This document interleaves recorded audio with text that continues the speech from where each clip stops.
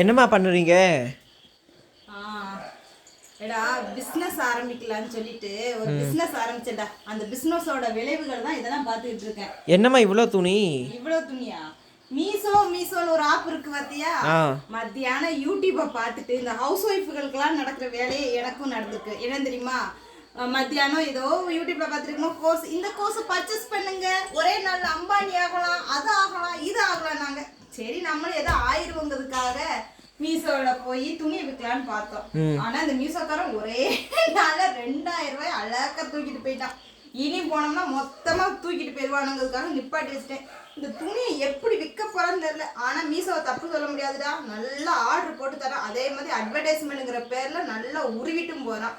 தயவு செஞ்சு யூடியூப்ல வர அந்த பிசினஸ் இந்த பிசினஸ், இதை பண்ணீங்கன்னா அவ்வளவு பணம் கிடைக்கும், இதை பண்ணீங்கன்னா அவ்வளவு பணம் கிடைக்கும்னு சொன்னாங்கன்னா நம்பாதீங்க. அது நம்மள மாதிரி ஹவுஸ் ஒய்ஃப் இருக்கிறீங்க பார்த்தீங்களா, டக்குன்னு எதுலையாவது விழுந்துருதோம். இந்த துணி பார்க்கட்டும், நல்ல குவாலிட்டியான துணியாக தான் இருக்குமா? நானே ஸ்டிச் பண்ணுறேன்டா. இது நானே ஸ்டிச் பண்ணதுனால தான் எனக்கு மீசோ பொறுத்தவரை எனக்கு லாபமும் கிடச்சிச்சு. உண்மையை சொல்லணும், நல்லாவே லாபம் கிடச்சிச்சு. லாபம் கிடைக்கலான்னு சொல்ல மாட்டேன், நல்ல லாபம் கிடச்சிச்சு. ஆனால் என்ன 2000 ரூபாய் ஆடுன்னு சொல்லி 2000 ரூபாய் தூக்கிட்டானுங்களா, கொஞ்சம் பயம் வந்துருச்சு. இருக்கிறத எல்லாத்தையும் தூக்கிட்டானுங்கன்னா தேவையில்லாமல் நம்ம வீட்டில் உட்காந்துங்கிறோம். என் வீட்டுக்காரர் கொடுக்குற பணத்தில் தான் நான் இதெல்லாம் பண்ணிட்டு இருப்பேன். அவருக்கு தேவையில்லாமல் தெண்டை செலவு வைக்கக்கூடாதுல. இது மட்டுமா பாருங்க, அலமாரிக்குள்ளே ஃபுல்லாக துணியை வாங்கி வச்சுருக்கேன். இது எந்த காலம் விற்க போகிறேன்னு தெரியல. என் ஆத்துக்கார் வரதுக்கு முன்னாடி இதெல்லாம் மீசோயோ ஃப்ளிப்கார்ட்டோ அமேசானோ எதுலையாவது போட்டு விற்கலாம். மீசோ என்ன ஊற்றிக்கிடுச்சு. இனி அடுத்து பார்ப்போம்.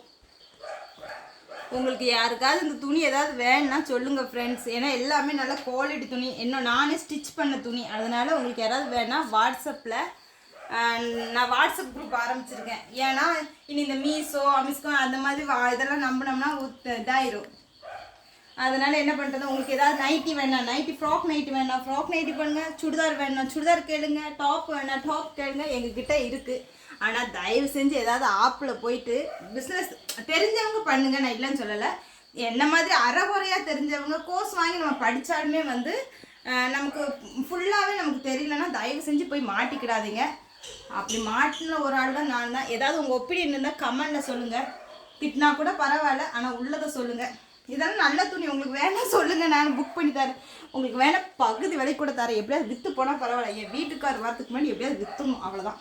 Thank you friends. வச்சிடுறா.